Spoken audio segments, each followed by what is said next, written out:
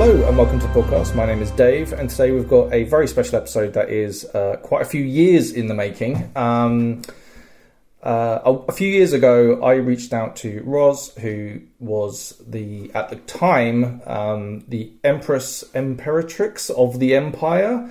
And at the time, actually, Roz, I'll let you say. I'm here with Roz and Simon, and we're going to talk about. Hi, I'm Roz, And I'm Simon.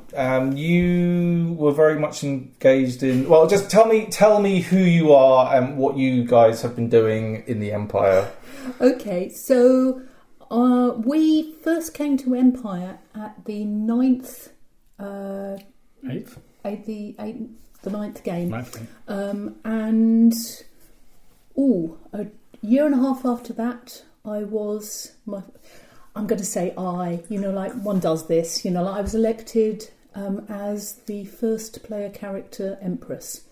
Imperatrix is a title that I gave myself because PD said you can call yourself what you like. I was going to ask actually, because I've heard I tend to call it the throne now that it's unseated. It seems to be that's the lexicon I've developed, but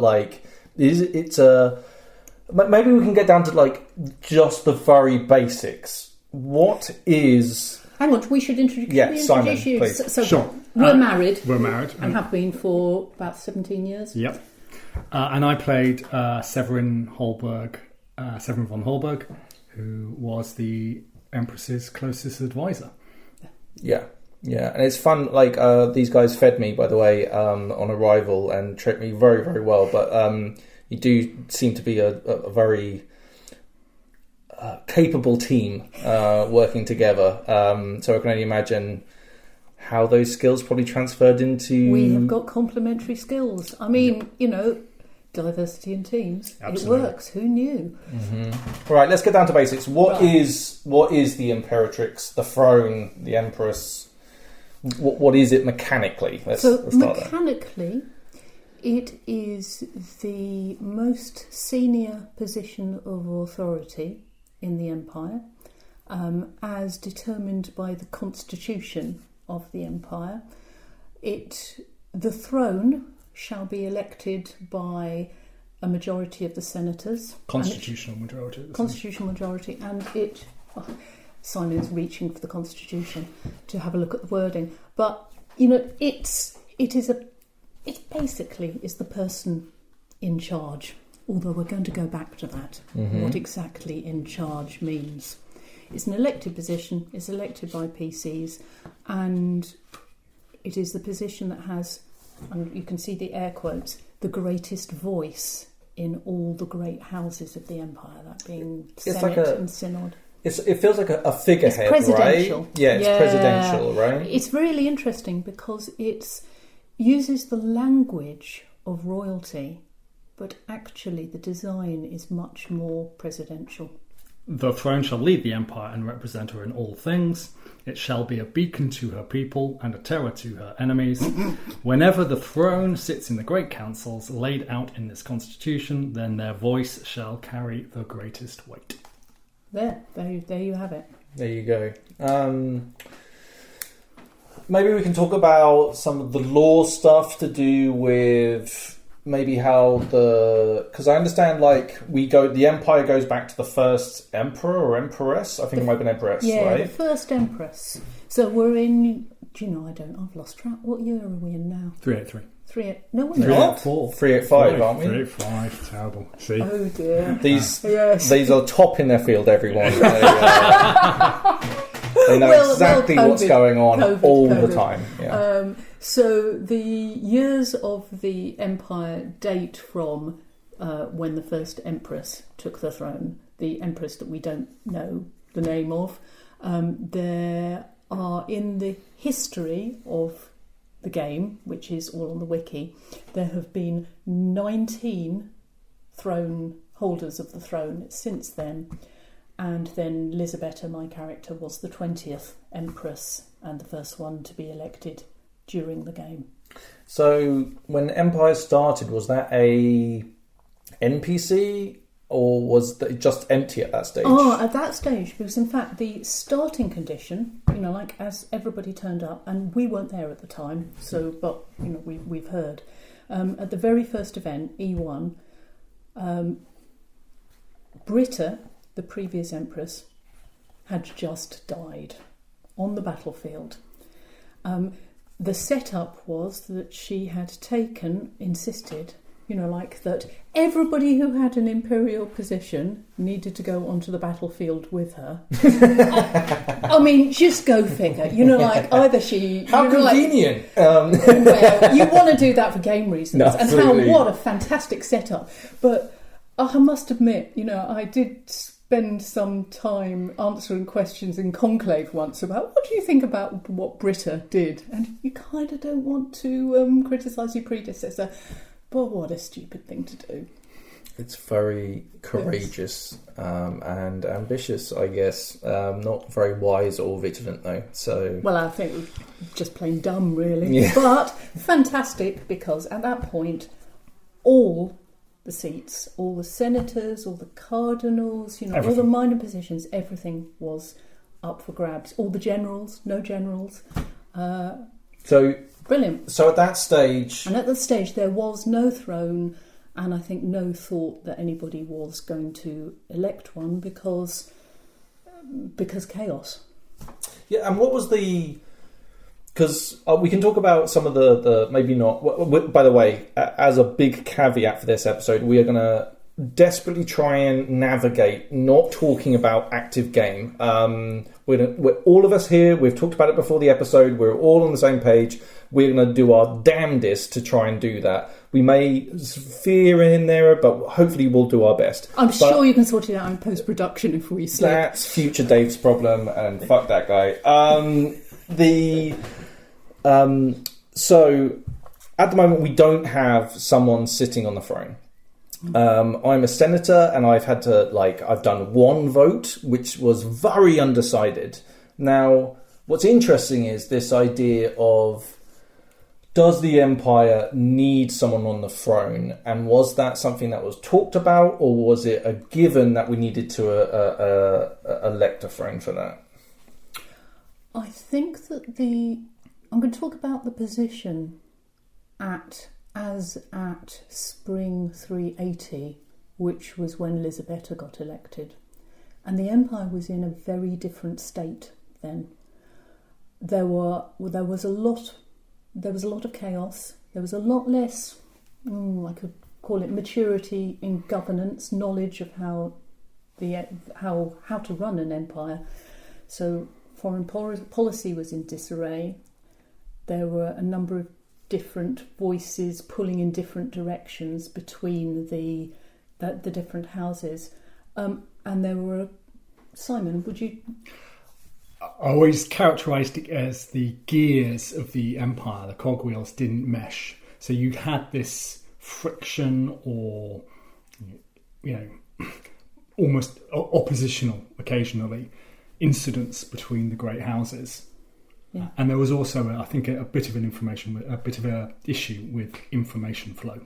Oh yes, the information wasn't flowing between the Senate and the Military Council and Synod. Pretty much. I'm not saying at all, but it wasn't great. We're not supposed to talk about active game, so we'll move on from that. But right. Okay, it was worse. Yeah. Okay. Yes. Yeah. Yeah. It's kind of I find it. It's one of the things I found really interesting when I first started playing the game was this idea that one player among all these thousands of players is going to be elected to this position and be that thing. And I think there was from my point of view, there was it was just a cool idea that one person would take on that responsibility. And I had the pleasure of seeing you a couple of times. I saw you coming to Navarre one time, and everyone was very upset with you at the time, but you stood there with grace and poise and majesty, and it was like you were the empress of this of the empire, and it really had I don't know. And this is purely anecdotal from my point of view. I loved that. I thought there was something really special about it that now we don't have, and I think it's a great honour and responsibility to actually take on that role. Maybe we can talk a little bit about the responsibility, because you eventually did step down from the position. Could you maybe talk about this is a very open question, but like some of your responsibilities and how you took that on when you first started and how it maybe grew? All right, I think that we need to split this between what are the responsibilities as, like set out in the Constitution, so in character in the game, and what we thought that the position should do. I mean, to be honest, in the Constitution, you've got to be an inspiration to your people and a terror to your enemies, and there's not really a recipe for doing that, is there? That's a hard skill. Yes, and not a lot of guidance. But so maybe, I'm thinking about it. All right, how I thought we should approach it. I thought, thank you very much for what you said about, like portraying the Empress, as a being with majesty. There's a lot of like duck paddling going on below the surface. But that's all role play. Like I've played characters where I've been like, you were so badass in that moment, and me underneath the character is like you said, like a duck with the legs paddling away underneath. But like the irony that we don't get to enjoy our own RP sometimes is quite interesting. At that time, I thought the responsibility, when I got elected, I thought the responsibility of the throne was to prevent cock-ups. And cock-ups can be lateral cock-ups, and that's what I mean by that is mismatches between what military council are doing and what Senate are doing and what Synod is doing, because one of the key abilities of the throne is to be able to move and speak in all of these great councils. Yeah, that's one thing that's really important to mention. As a senator, I can't go to military council. Like, I literally have to stand outside and wave, and then hopefully the person I want to speak to will come out and say hello. But like, I find that I love it. I think it's a really nice mechanic. I think, like you were saying, someone that can move between those spaces and speak with authority is significantly lacking, right? Yeah, I mean, coming back to the thing about responsibility, that's quite a lot for any one player. I think your first event as Empress, we'd worked out, it was something like somewhere between 13 and 17 hours of, just scheduled in-game so if you turned up to all the meetings, that was going to be about 14 hours of meetings. Yes. So that's a lot. But in terms of responsibility, coming back to the great houses and the moving the information between them, because you've got not only the ability to be in all of them, but secondarily the ability to speak and be a focus. Yes. But I know... And having a pretty high level of power. It varies from house to house. Yeah. We'll go back to what power, so-called power. I think I was saying partly it's lateral problems and partly it's longitudinal problems. And by that I mean being the institutional memory, because it's a position that is elected for life, and I think that's actually quite an important part of it. So I could give an example of that. I mean, it's dipping into what like what happened during Lisabetta's reign. I think we're going to do that. So I'd say just tear the plaster off. Let's go. So there was a situation in the Mornwald, in the Marches, where in order to prevent an insurrection, a particular ritual needed to be interdicted. And remain so. And remain so for a number of years. And I can't remember how many years it was, but it was at least 3... Might have been 5. 3 years. Now, that's the memory of the player base isn't very long, but that's one of the things that Lisabetta took on herself is to remember that needed to be in place, and take the marches part. Because, to be honest, there was a big red button there. You know, it's a nice big PD branded button which goes into, you know, like uninterdict rivers run red. Press here for civil war. And as my character, I didn't particularly want to have that button pushed. Mm-hmm. Not least because probably it would end up being my fault. Well, it sounds more like a button that's got a timer on it, so you have to push the button. Is it Lost that has that as a thing? You have to keep pushing the button to stop the thing from happening. Exactly, right. How did you find interacting with because you said you had so many meetings, how did you find interacting with those different bodies when you were trawling around trying to do your thing, like sitting in Senate? And sitting in Senate is the best thing ever. The first time I walked in and sat on that throne, it was worth the year and a half of trying to get there, because it is a brilliant, brilliant feeling. I'll just take an aside to say the physical throne itself is really uncomfortable. It's made for a giant. It is made for a giant. Yes. Yeah. So, but you can't look as if you're uncomfortable, because I tell you what, you know, like the vultures are always circling, and any sign of weakness, they'll be in there. So I did perfect a way of sitting on the throne with one of my legs tucked underneath and the other one like pressed into it, so that I could sit there perfectly serene and calm and not be thinking, crikey, my calves are really aching. Yeah, you know, my butt is... Yeah, but cushions, no, not going to do cushions either. Sort of, because I felt in character that the throne should be uncomfortable. You said to sit that on. to several and people. This is why I'll never be emperor, because I'm going to bring a cushion to that. I'm a cushion sort of guy. You know what will happen is that cushion and that footstool would then be the source of, can we nick the cushion? Or curse the cushion. Yeah, curse the cushion. Yeah. Or scrawl something on it. And do you know, that's the way it is. Yeah. Because humans.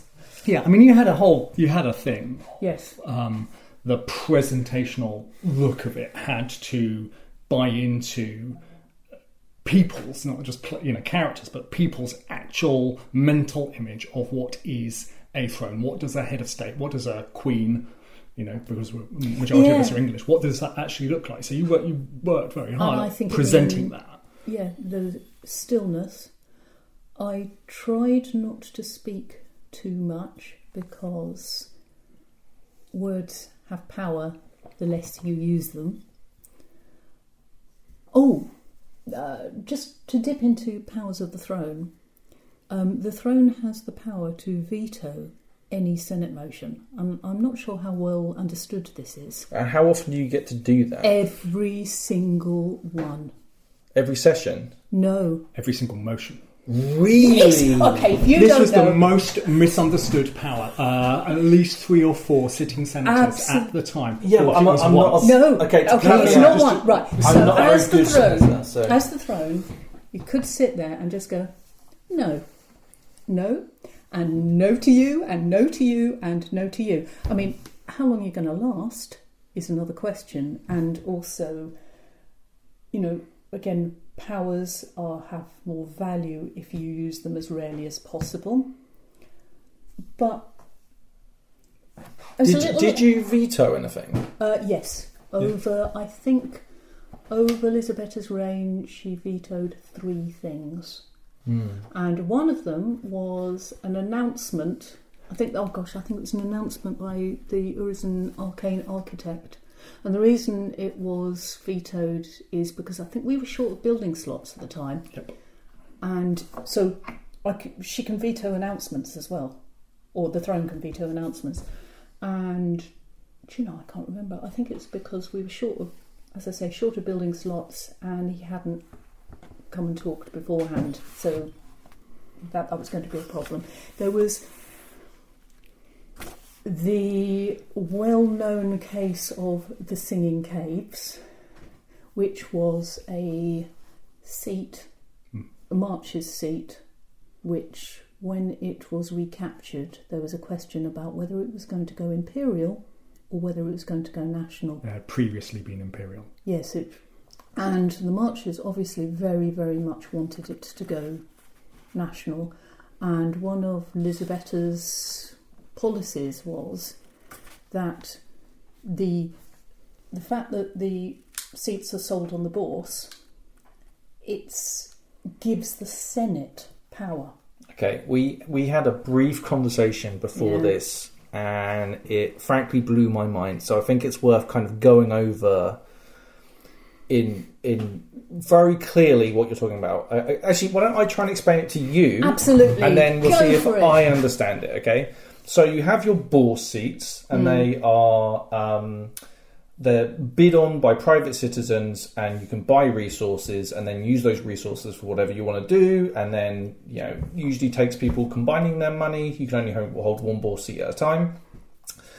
Now, those bourse seats can become national seats, which they can be elected away, or however that nation chooses to elect that position, rather than making money for the bourse. And the only way that the Senate make money is from bourse elections and from taxation. Yeah, and taxation is like an abstraction layer. So there are two sources, broadly sources of money.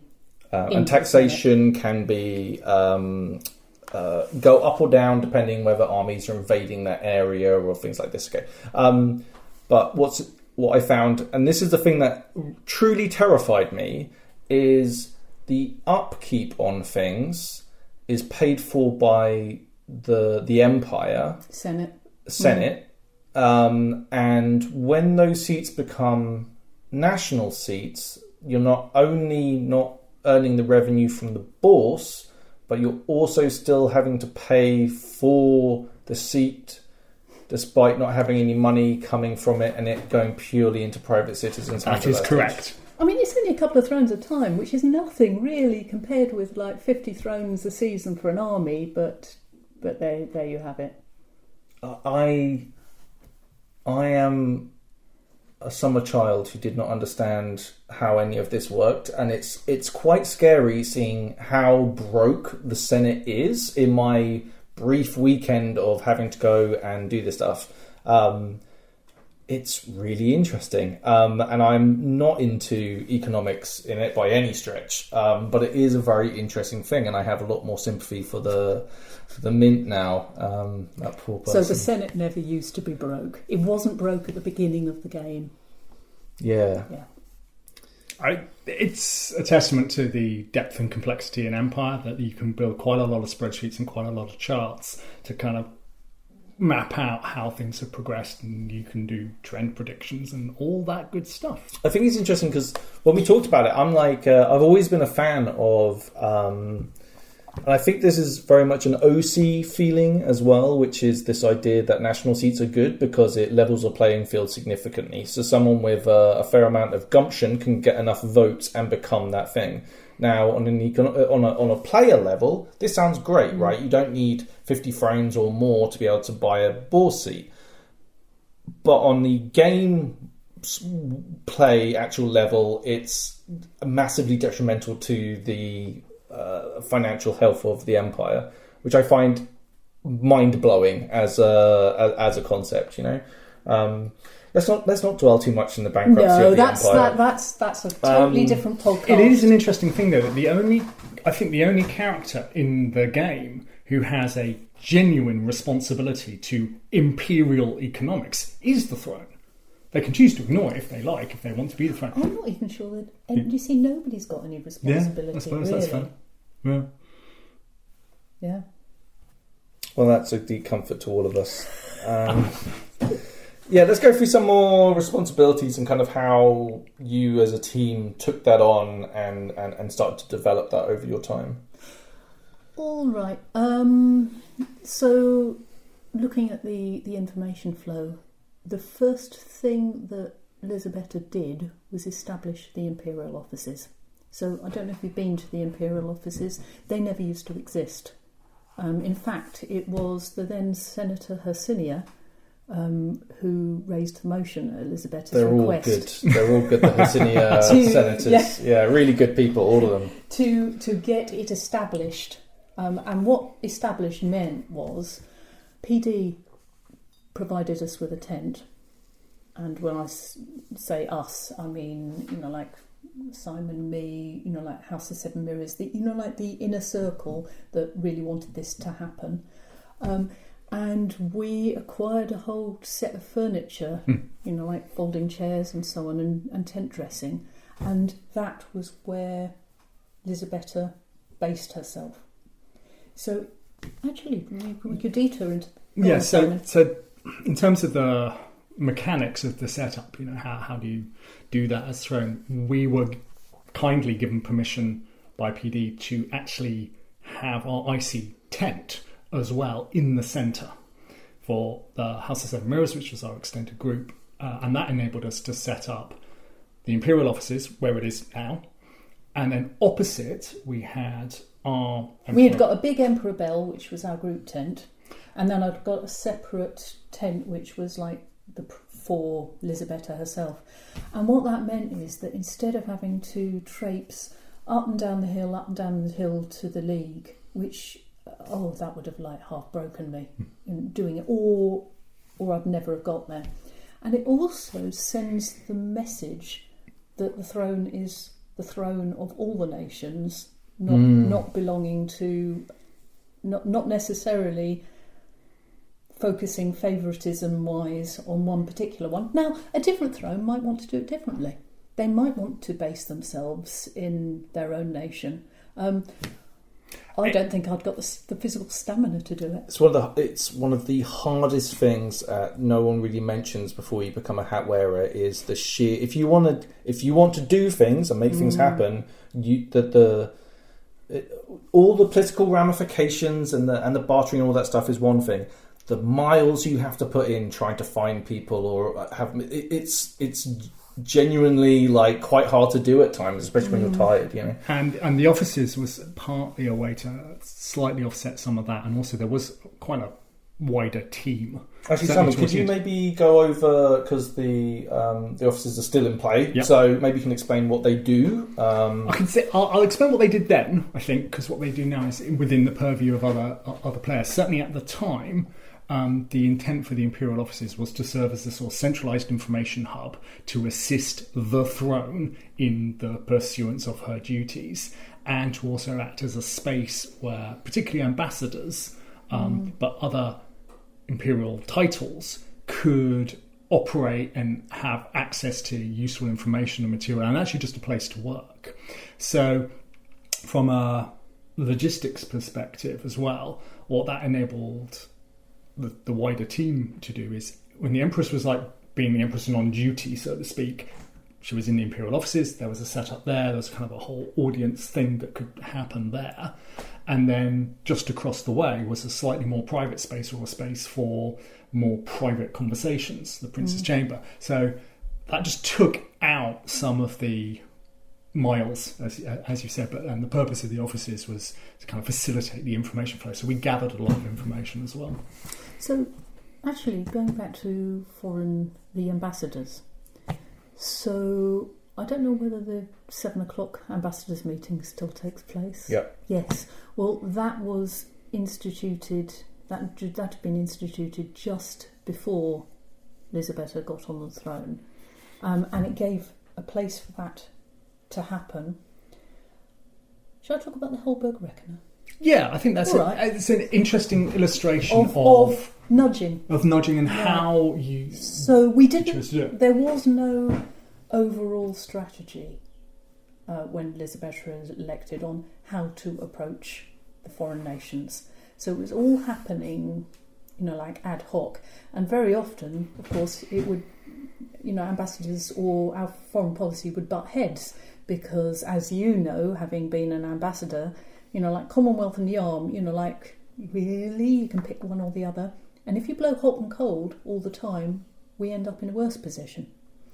So I think one of the first things I did was I said, I created a prop beforehand, which was a grid, on leather paper.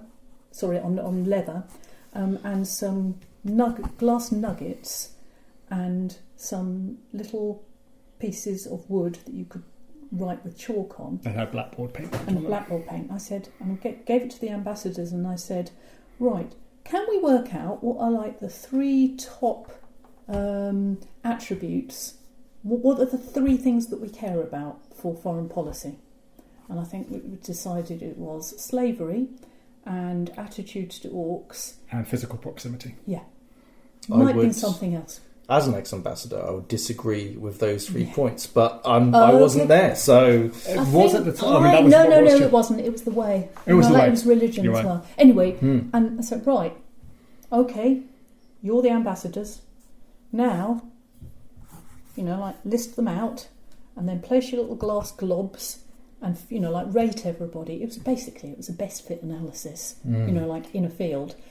And Lisabetta didn't just left them to it, but it was on that basis that they were then able to rank the nations that we most wanted to be friends with, and the ones where actually we wanted to move away from them. So I don't think that... Maybe it was starting to happen, but being the throne actually gave one the authority to be able to say no, or the leadership or the influence, whatever, to say, actually, can we just do it this way? And again, coming back to the longitudinal thing, you can then keep it consistent. That's interesting. So you're to blame.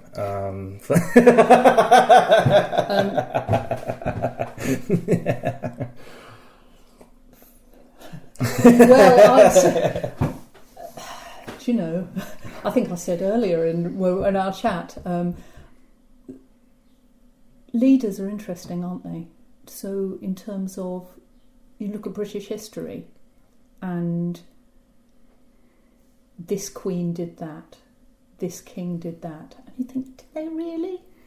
Was it the enormous team of people under their leadership who kind of pushed things in a particular direction? Did that, but it's always the leader who gets a lot of the credit and gets the blame. I think that's how it's interesting, because I think that's a really interesting point, because I think that's one of the main criticisms for a lot of how we view history, was that it's the great man theory of history, right? Where it's not like Alexander the Great was Alexander the Great, but that didn't really explain that he had like a Macedonian army that was absolutely top notch with a whole bunch of generals that were really good, and it's a lot more nuanced than that, or the political nature of the people that he invaded, for example. But yeah, I find that interesting how I personally couldn't even imagine the responsibility of that. Even in the small jobs I've done at Empire have been like, man, like people will let you know that they want something from you. Actually, here's an interesting thing that I'm coming to think about in my job as a senator is a lot of my job is not necessarily doing the thing that people ask me to do, is to facilitate those people to go and do that thing, and me to help them along achieve their ambitions as much as my own, if that makes sense. And doesn't that, if you've ever, studied any real life management and leadership theory, is all relevant. Right, okay. I haven't, but that's, yeah. Yeah. That's what I thought made a good throne, is clearing the obstacles out of the way so that the really good people could get done what they needed to get done. Mm-hmm. Empire is a game of individuals, and it's like set up as a game of individuals, but what was it saying? But you can't do everything yourself. But I mean, again, I think that's by design. Yeah. It's intended that group effort makes a difference, and certainly from the perspective of making a throne a viable position, there is considerable team underneath. Yeah. We talked about We mentioned Yes Minister before with Humphrey, who explains the situation to the minister, and then the minister makes a decision on those sort of things. And I've likened myself sometimes to a like an American governor sometimes, where I am kind of clueless, but like I have a kind of gauge on what's going on, and then other people tell me things, and I make a decision, an informed decision off what a lot of other people are telling me, like my team, other senators, general figures in the Empire. Is that... That's totally how it worked on a bigger level. Shall I mention the cabinet meetings? I think, yeah. But to caveat that, because we produced the Anvil Almanac, which was a distillation of the entire Winds of Fortune, Winds of War, plus a bunch of other stuff that we came up with as well, and because Roz edited it down, you knew it all. Did you know about... Was the Anvil Almanac, were we still publishing that when you started? I don't know. Right, I'll take a step backward then. So, yeah, I did think that the way that we played the game, the way that I played the game, I did need to know, at least broadly, what was happening in all areas of the game in terms of at least the plot, the Winds of Fortune, the Winds of War that were being generated. I mean, that's partly in order to be able to keep the whole thing in my head and work out what was going to conflict. It's partly because I really enjoy keeping the whole thing in my head. And it's partly because there are always going to be detractors who try and catch you out. Mm-hmm. So it's kind of defensive self-briefing as well. And then we'd worked out during the throne race that we needed to do that. And then thought, right, we know all this. Why don't we actually try to make a minimal amount of money out of it and actually provide a public service and publish it? And so that's what we did. At pretty much every event, well, actually, every event, apart from one where the Winds of Fortune came out too late for us to be able to do. We used to take all the Winds of Fortune, that was a close call, and distill it down to about 1/10 of its size, and like bullet point it, and also there was a list of the complete titles so that you knew who had which position, so you knew who you would need to go and talk to. That's really good. Yeah. That's very handy. It was an enormous amount of work. I would have said that it would, between us, it was about 20 hours each, wasn't it? Yeah, and it gradually crept up because the winds got kind of more complex and a little longer as well. And we actually also foolishly started to bring in a little bit more information we had again. Sensibly. And we got help, like so Amy, who used to play Liesel, the previous Master of the Mint, did absolutely sterling work. She's brilliant. Yeah, on the commissions and on the economy. I find it interesting that when we're about a week away, I won't give what day we're on, but it's about a week away from E2, and it's like I haven't started reading. I've glimpsed the Winds of War and the Winds of Fortune like on a very loose level. Because I'm the same. I need to... Once I start, then I kind of have to keep juggling those balls in my head up until the event when I can actually do it. So I haven't even started my prep yet, which will probably start when I get back. But there's a lot of information. And that's even parceling things off into, okay, I know this is my remit of the area that I'm interested in, but trying to get a full-scale understanding of all the aspects, I mean, that's a lot of information. So to come back to your point about cabinet, this time, pretty much at this time... Yes, so one of the ways, going back to how to keep on top of the information and briefing, so before an event, the weekend before every main event, I used to run a very small, round about 10-person player event in this house for the closest advisors. And including that is we had a meeting, like everybody brought the information. It was the most tightly chaired meeting you've ever been to. Like it had to be because we got about 3 hours to get through everything. Everyone had 2 items that they could bring up. Yeah, and you've then got a core of people who actually also have an overview of everything that is going on. I love this. I love how this scales. Like, I'm doing this on a much smaller level, and I have my little team, and basically we go through stuff, and I'd be like, here's thing that we should be interested in, that we need to think about. Here's the information that I know about it. How are people thinking about it? And then we have a big old conversation about it, and then basically I'll probably give my 2 cents in it. But it's funny how those things kind of scale. I'm terrified by the idea of having to do that with on a much larger scale, but I'm assuming with a good team it makes it easier, right?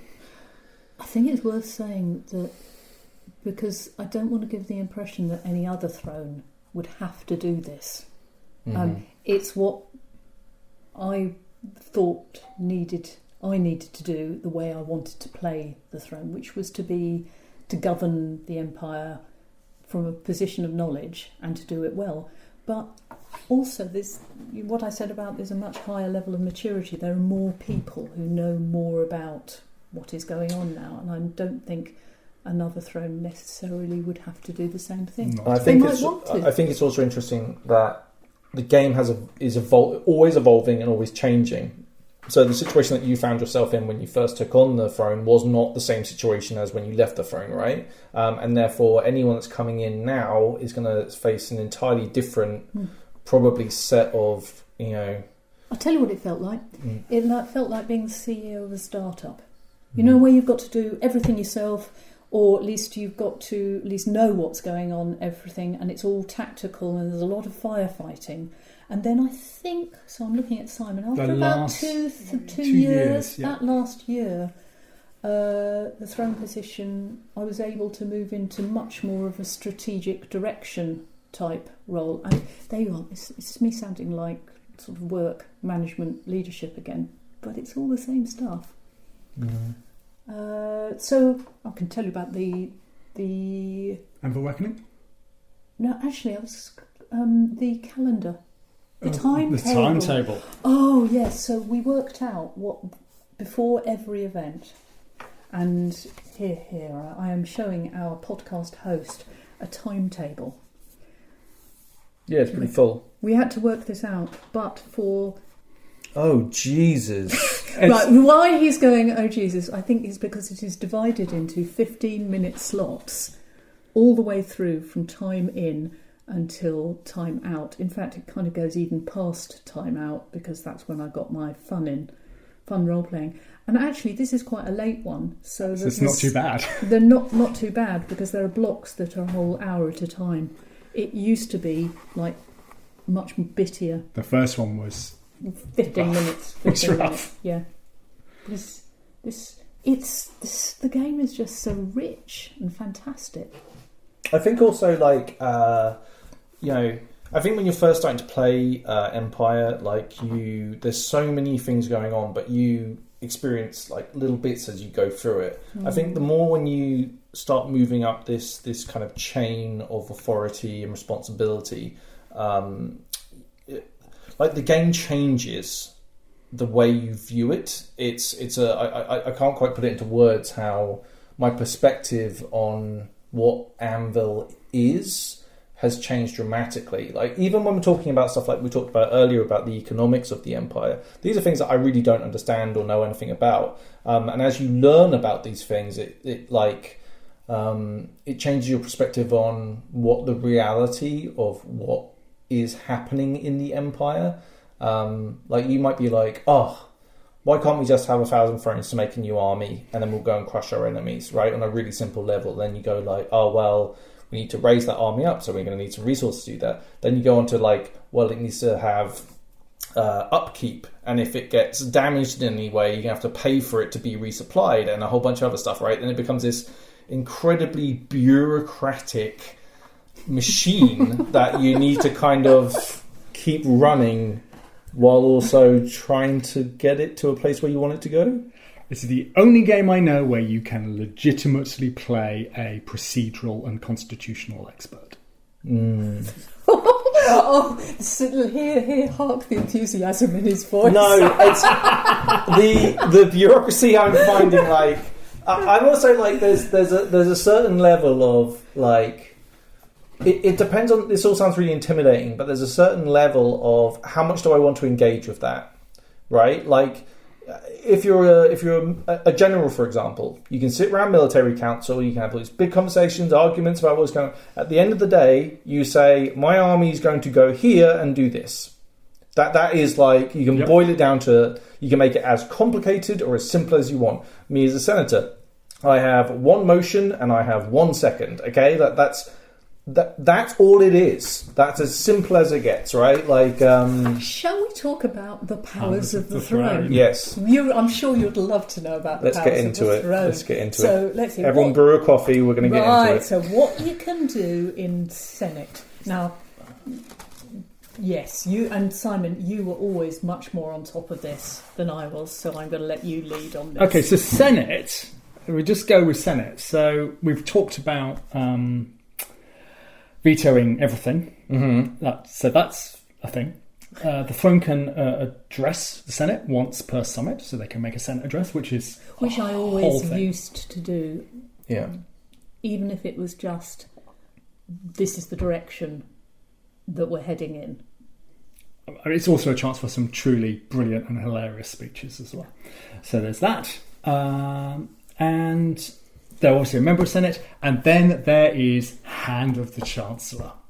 Okay. So what Hand of the Chancellor is, it is the ability of the throne to take up to a third of the Senate budget for their own use. How often do you get to do this? Every summit. Well, the thing is, there used to be a lot more money around. I was going to say, a third of the budget would literally bankrupt us at this stage. Oh, a third of the residual budget. Oh, okay. And so it did depend when the throne took it, because... I tell you what, you had to get Hand to the Chancellor in there, like... 6 o'clock? Immediately, as Senate started, because otherwise all the money would have been spent on commissions. Yeah. So I didn't take Hand to the Chancellor for about the first year, I think, because there wasn't a need, and also I believe that you're much better off not going in heavy and using all your powers at once. Like get people used to it. And then we talked about this earlier. Lisabetta thought there was going to be a crash, and there was indeed a crash. The weirwood seats fetched a lot less money than they thought they were going to, and because she'd taken Hand of the Chancellor, several hundred thrones, and stuck it in her back pocket, there wasn't a disaster. So I was quite proud of that, having realised that was going to happen. I don't think there's a mechanism without the throne for stopping it happening again. Is there? How do you handle detractors and political... who's saying, what's she doing with all this money? Right. She's spending it on, to use Amy's term, kikibeye and bite. What is going up her nose? I mean, Hand of the Chancellor is I think it's the most controversial, other than perhaps military council, one of the military council powers. And the conclave, dissolve conclave. Dissolve conclave, yeah, right. I think. But yes. Oh, you can dissolve conclave. Yeah. Oh, please dissolve conclave. That might not be true anymore. I think they've rewritten that one. But yes, you could. So how did I handle detractors? Firstly, I knew that detractors were going to be there. So, bearing in mind, you have the legal, constitutional ability to spend it on whatever you like. If you want to spend it on partying, you can. However, there are going to be detractors. And there are checks and balances. Yes. What Lisabetta did was keep meticulous accounts, also being a league prince, of every single, throne and crown and ring that was spent. And in fact, those accounts were hung up on a nail in the imperial offices for anybody to come and have a look at. Not that most people ever did come and have a look at it. It was just much easier to write editorials saying how terrible she was. To be fair, the several people who did write editorials had access to the accounts. Some characters who were detractors never accessed the accounts, so it varied. So they're probably still lurking around on the field somewhere, those accounts. Did anyone ever try and kill you? Yes, twice. The first time it was a group called heretics in Dawn called the Delusionals, and they tried to stab me while I was having a very nice lunch, actually. Yeah. I mean, they were great. They really signalled it ahead of time. It was brilliant. Yeah, they were.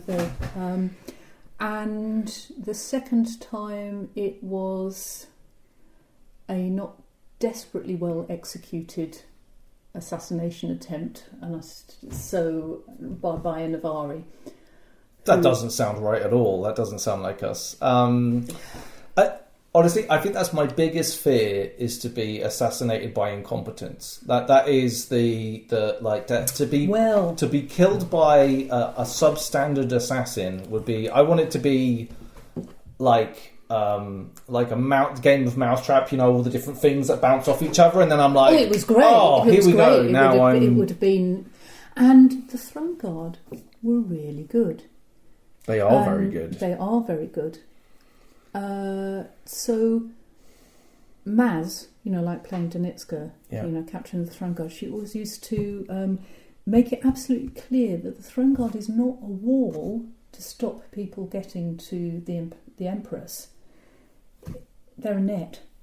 And that worked really, really well. So, I mean, I knew that as Lisabetta that I needed and wanted to allow people to get close enough that they were likely to be able to stab me, but I was pretty sure that somebody would act to get me back up again. Mm-hmm. And that's what did happen. And Throne Guard was a great piece of game, and it had a whole look to it, which was lovely as well. What was the look? They had the beautiful purple sashes with the emblem on it. Again, it's all part of that, making it look like it's a thing.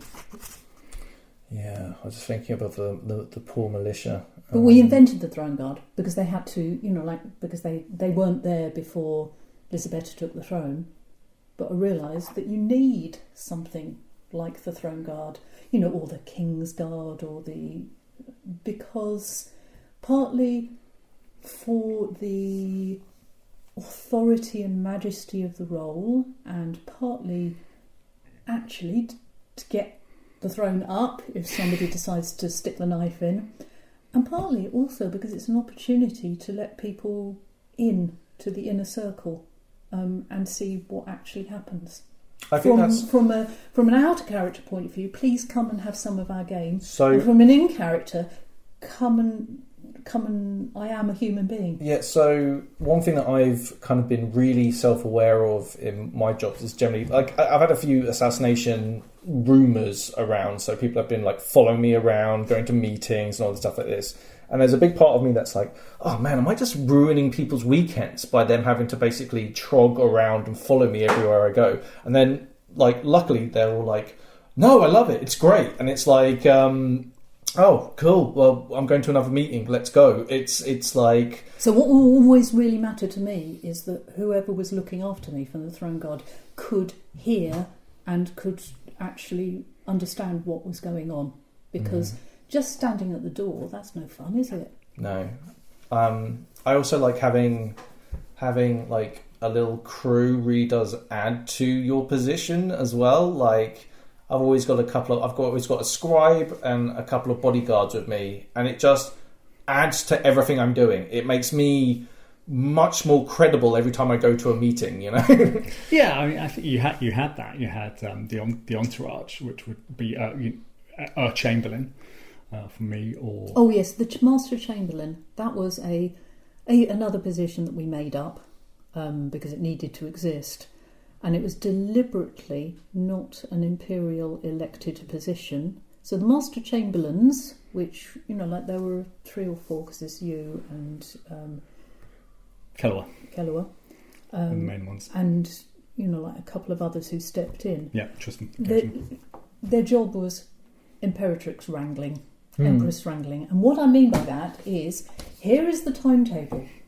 You need to get the Empress from one place to another. You can see that, because this happens in real life, doesn't it? Like the one that leans in and goes, Imperatrix, you got 5 minutes, is that all right? Delivers the briefings, the just-in-time briefings. Such and such is coming towards you. This is what they want. Here is pertinent information. My team needs to up their game. Pertinent information that you need. Simon, what was it like being Master Chamberlain? It's great. But it's also fascinating because you have power via influence and proximity. So your game is very much given over to facilitation of this other person's, route through Anvil. But yeah, I thoroughly enjoyed would it. people approach you to sway your opinion so you could sway Lisabetta's? Absolutely, all the time. Yeah. Which was definitely a decision that they made. Yeah. Oh, I tell you what, give you another example, which we could go in via what other powers there are. The Synod powers. Dose of True Lao every season. Yep. Nice. The throne gets one. And so, because of course the throne gets a dose of True Lao from 601 onwards, Simon? There is a set of people coming to find you. So we built up a filter system where... Can we have your Lao, please? There was an initial person they needed to speak to. And if that person let them through, it usually got to me as Severin. And then if Severin was like, actually, no, this is a pretty legit request, okay, then you can convey them to the Imperatrix and basically say, we have someone here who would like to discuss True Lao. But you've got to filter it a bit, because there could sometimes, I think the largest we got was maybe 5 or 6 different requests, and we kind of cut that down a bit. Did you, just to go through it, True Liao is one of the mechanisms of our religion of the way. It can give you past life visions. Past life visions, yes. Did you do that? Yes, I did. I think it was about 4 seasons in. Yeah, Lisabetta had a past life vision. Was it like you're shoveling pig shit out of somewhere? No, she was a Dornish earl, and she gave it was, I think it was the time of Giovanni, and she had to decide whether to instruct her. I mean, all this, the vision is publicly written up. I think Livia Cascade has written it up. Had to decide whether she was going to fight, whether the Dornish army was going to hold back and then sweep in and take the credit and the glory, or whether they were going to fight with the other armies. So just fight with the other armies. Yeah, she used to be a Dornish earl. That's cool.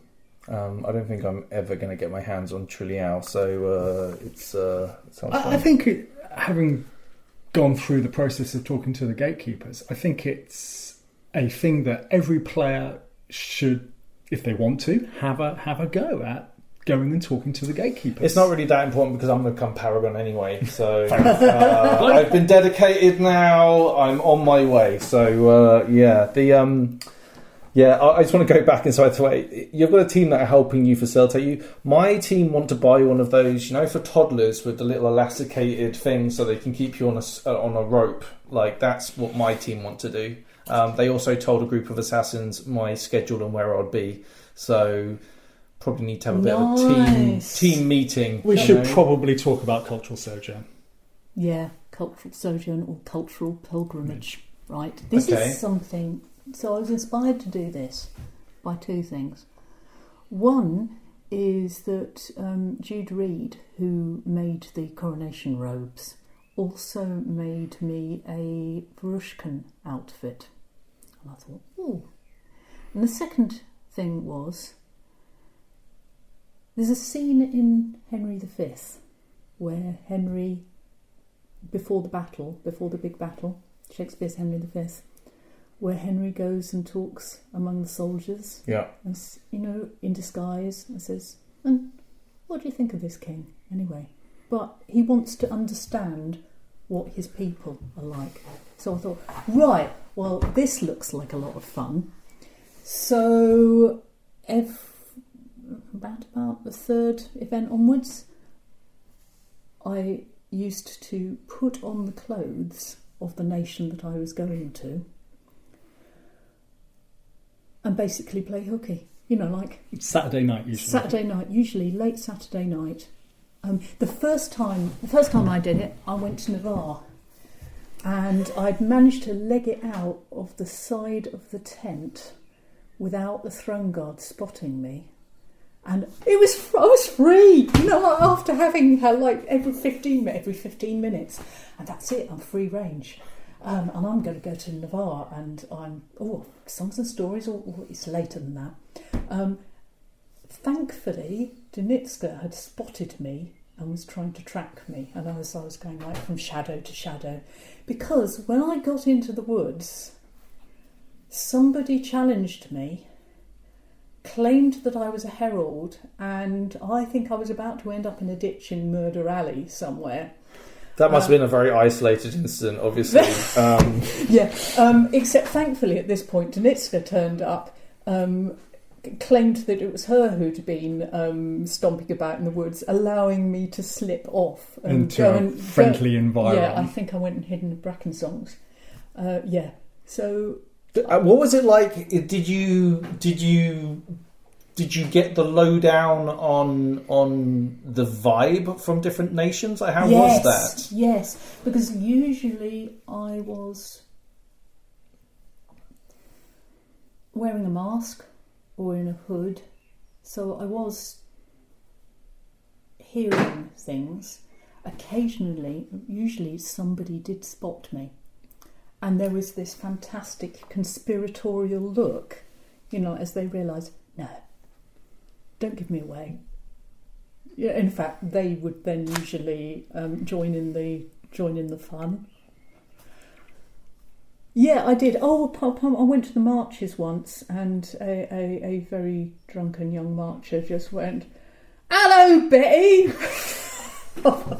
Got head in hands. I am not Betty, oh yes, I am Betty, the goat wife. Oh, looks, huge amounts of fun. Yeah. Okay. Let's start moving on towards the end of your reign, as it were, because you stepped away from the job. Can you maybe explain, if you're comfortable with why would I do that? Yeah, I'm curious. Number of reasons. So the sheer amount, I'm trying to pick what the most important reason are, but there's quite a few jostling. That's okay. The things like this are really simple, right? I'd worked out that there was very, very early on, that there is no way of retiring a throne. You can't. Mm-hmm. You might think you can, but you're going to be... it would be invidious. You'd be there and always being consulted. I know this because one of my oldest and dearest friends, Emma, who she joined our group, partly because she wanted to play, but very much because she was going to look after my health and my mental health, because it takes a toll trying to be thrown. And Emma used to be an NPC leader of one of the factions in the Gathering, the Lorien Trust, for over a decade. So she also knew what it is to be a leader in a LARP environment. She retired her character and she was always being dragged back. So I knew I would have to go. And I wanted to go to make a good story. Also, do you know the saying, most politicians' careers end in failure? Yeah, well, if you go before people are expecting you to go, then they don't. And you get to control the end of the story yourself, and you get to make a fantastic story, and people miss you. Well, some people miss you. Some people are quite glad. I remember hearing about it, and there was you know how the kind of rumour mill is at Empire, where you hear fragments of a story that's been regurgitated and told over and over again. The story I heard was that you had gone into a different realm with you something to do with spiders. And oh, this is fantastic. Watching this metamorphose is just fantastic. And you had gone to speak to a herald or something, and that you weren't coming back, or something to that effect. Shall I give you given that it is Please actually do. publicly out? Yeah, I've heard. Yeah. Right. The story's on the Actually, field. just a bit of a preamble. Figuring out how to do it is really difficult because you can't just get yourself killed on a battlefield. Not after. It would make people at the throne guard look incompetent, and I wasn't going to do that. Also, it's it's really hard. When you have lots of friends and people really care about you, it's really hard to die. Like, people will, and then you don't want to take 20 odd people with you to kill yourself, or get right? other people's characters blown up. You know, and your nails as well. Yeah, there was that. Yeah. Yes. Right. How they did it. So Lisabetta was married to Yuha, the cave spider. Okay. Of the Circle of Zorgantash, who at the time was the Imperial Magus. Yeah, okay. Right? So on the Saturday night, do you know what a loud dream is? Just explain. You explain a loud dream. You played the priest. Indeed.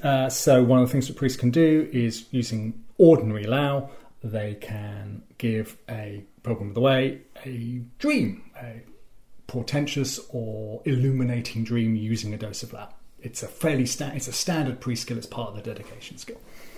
Right, so that's one part of the puzzle, Lao dream. Mm-hmm. And the other part of the puzzle was there is a night ritual which allows you to go into the dreamscape, whatever that may be. So we put the two together.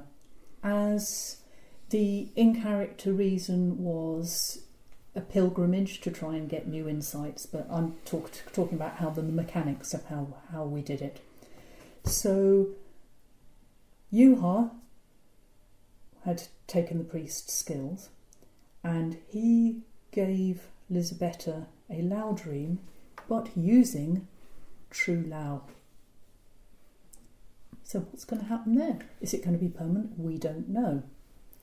And then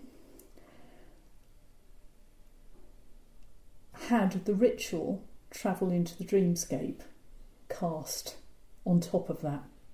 So it's which is known because I'd spotted it 2 years previously on the wiki. I mean, I'm not going into details of which ritual it is. Sure.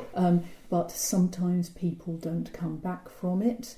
And in fact, there's a little out-of-character note that says, if you want to retire your character this way, just go and tell PD. So I thought, well, putting the Lao dream together with this magic ritual, that's going to be interesting, isn't it? Like a religious, massive DMT drop, and you're just blasting yourself into the forever after. Right. No one knows. No one knows, not even me. Because John, who plays Yuha, and I, we'd given PD, well, we gave him 24 hours notice, just to say we might be going to do this. We're probably going to do this. And then Saturday night at time out, we walked up to the Mat Cave and said, we've done it, we've pressed the button. And we never want to know what the truth is. So we're not coming back, we've retired, but nobody knows. Is there a body? There is no body. Right, what happened in the morning? Simon Severin was there, so he can explain what happened in the House of Seven Mirrors on that Sunday morning. Severin was the last person to see Yuha and the Imperatrix, saw them go into the Prince's Chamber of the Tent, and was there in the morning with the rest of our group, plus a few others, I think, to unlace that tent and, usher them out. Unlaced the tent, nobody there. And at which point you start bringing everybody else into what is going on. I think some of our group were made a little nervous by the fact that Matt Pennington was there in a ref tabard. At 10 o'clock on the Sunday morning. So they discovered There were no bodies. Utah staff was left behind Yep. with a permanent Halloween on it. Much investigation. Much then investigation then We had the ensued. Archmage of Day and the Archmage of Autumn in there doing various investigations. And to be honest, it was like watching a very large rock fall into quite a small pond, and the ripple, you could see the ripples going across the field as the news propagated. The Empress is gone. Nobody knows where she is. It's all a massive mystery. The Empress is gone. And watching that fly out over the field was brilliant. I think that I was very much aware of that, and like at the time we didn't know if you were coming back. There was loads of like questions, lots and lots of questions. Sorry, what was you about to say? No, I was saying, so it wasn't. It then didn't become clear until, because we were waiting on PD to determine what happened. Like how they would play it, and so the upshot was the ruling at the September event was the egregores can no longer can't feel the bond. So the Varushkan egregore couldn't feel Yuha, and the League egregore couldn't feel Lisabetta. Which means, are they dead? Are they not dead? Still nobody knows, but they no longer count as imperial citizens. Therefore, the Empress is deemed to have resigned. Yeah, and I think that was the thing that was the conclusion, was that people were like, well, it doesn't matter if she comes back, she'll need to be re-elected even if she does, and that kind of gave a little bit of closure to it. How did that feel? Like, can you remember? Oh, totally, because it's taken me the best part of 4 years to recover from the absolute all-encompassing, experience that playing the throne has been. Actually, can I just take a step back and say one of the personal reasons, it was just too much. It got to the stage where I woke up in the morning and she was there in my head, and she'd got ideas and she wanted to talk to Severin about it. And the absolute most difficult thing to deal with was 11 o'clock on Saturday and Sunday going through the gate, because I felt that one of the things that the Empress needed to be was there watching all the heroes of Anvil go through the gate. And it just become increasingly harder and harder and harder to feel all these people going through and knowing that some of them weren't going to come back again and feeling responsible for it. So it's always very finely balanced. It's such an experience, but it's such a finely balanced on whether it is fun, because you put a hell of a lot in and you get a hell of a lot out, but it was just too much. It was taking over my life.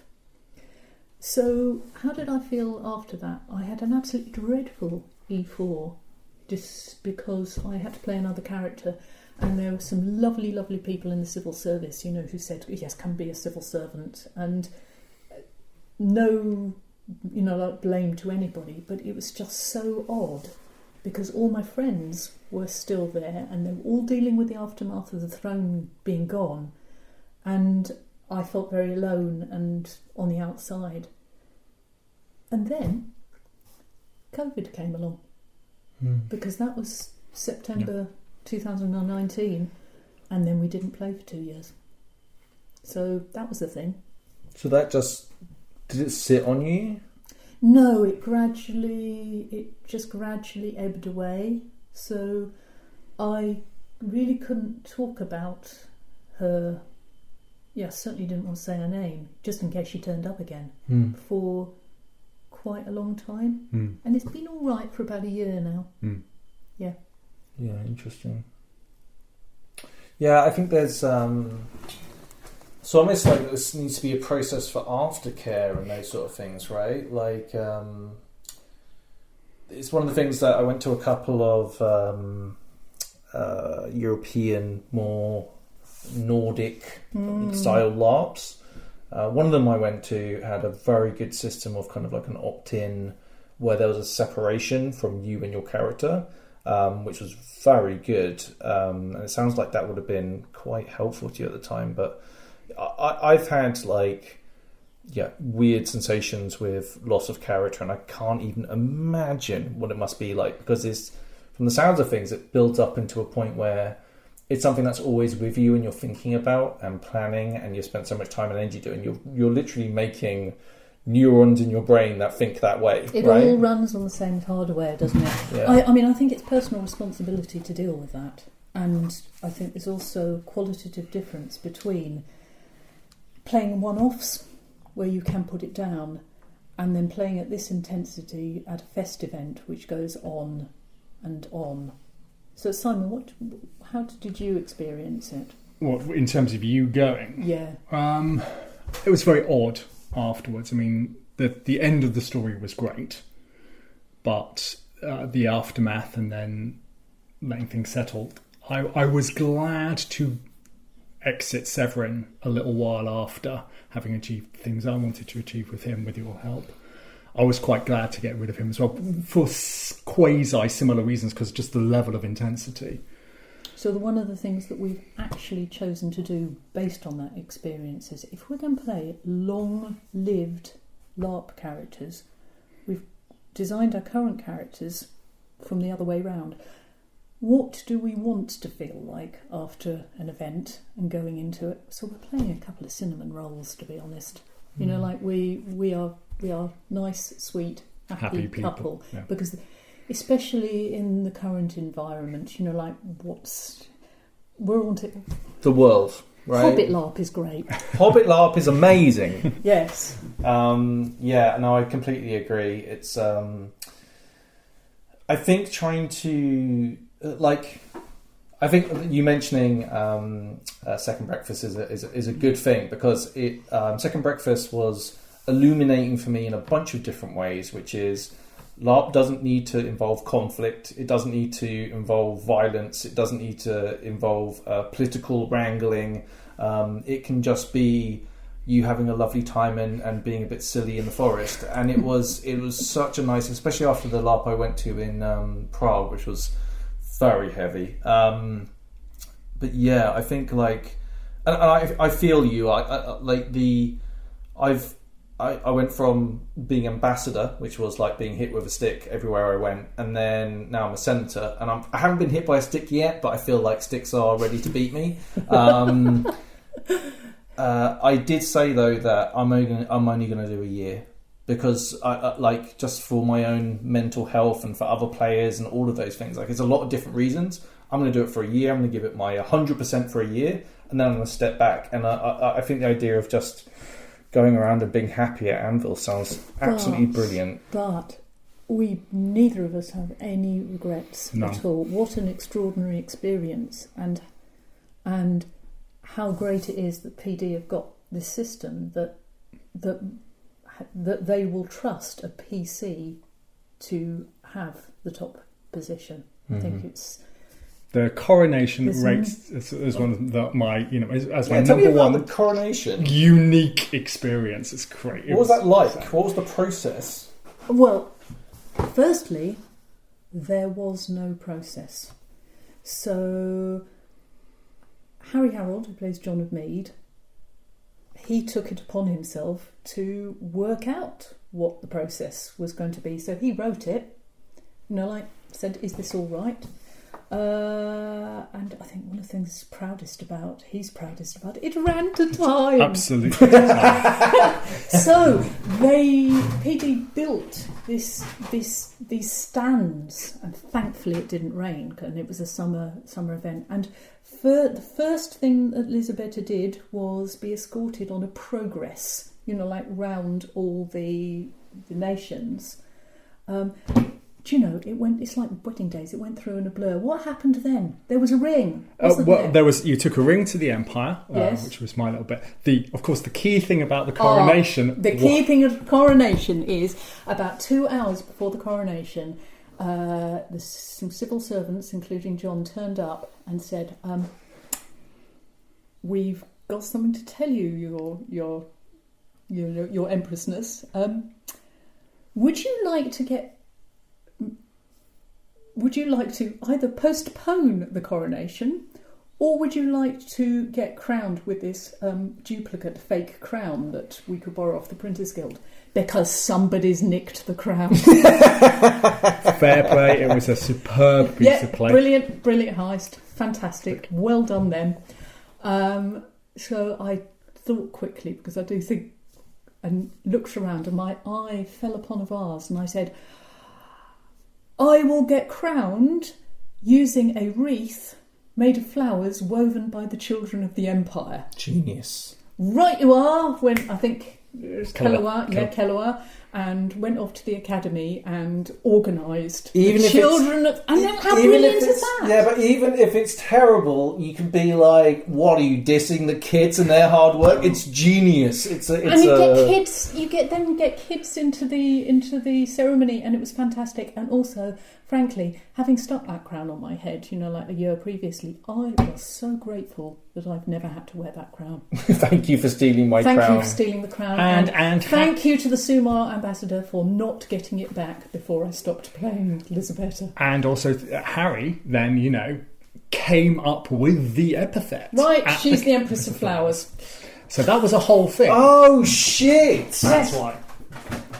Of course, that then doomed me to having to go to Asda on the morning of, driving down to the event to collect some flowers so that I could have fresh flowers in vases in the Imperial offices and in the tent, because and a fresh flower crown every event. Oh, you are what I would have gone completely fake, 100%. Sometimes I went fake, but sometimes, excellence really matters. Yeah, and that's why I'll never be the throne. Is there any sort of closing thoughts that you want to kind of go into while you're here and got the platform and kind of want to? I was just thinking,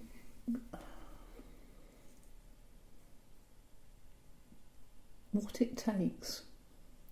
Personal resilience. Emotional resilience. There is no position in Empire that assaults your emotional resilience quite as much as this one. And the game deliberately is not set up. It's set up for PvP, and then you're at the pinnacle, and kind of it's your responsibility to make sure that the whole circus doesn't fall apart. Even if it isn't your responsibility, no, it is your responsibility, really. And out of most of the player base, maybe a few people know what you actually do. Most people don't. A load of people think you're an NPC. Yeah. And there isn't that much feedback that you're doing a good job. So you need to either find it within yourself, or, as I did, have a fantastic group of people around me who picked me up when I looked as if I was faltering. Would you say it's given you or developed hard skills that you've used in other aspects of your life? I think that I am a better leader at work now. What it has done is actually, maybe this is what I should end up. I used to have to take 2 days off after every Empire, because if I went back into work the following day or even the second day, any meeting I went into, I would automatically plonk myself at the head of the table and start making decisions. I love it. Okay, we've got to thank our patrons who I've been lucky enough to drive down to North London, and patrons help me spend some money on petrol. We'll do 2. You can each roll a D10 each. That's a 1. That is Stefan. Thank you very much, Stefan Velvi.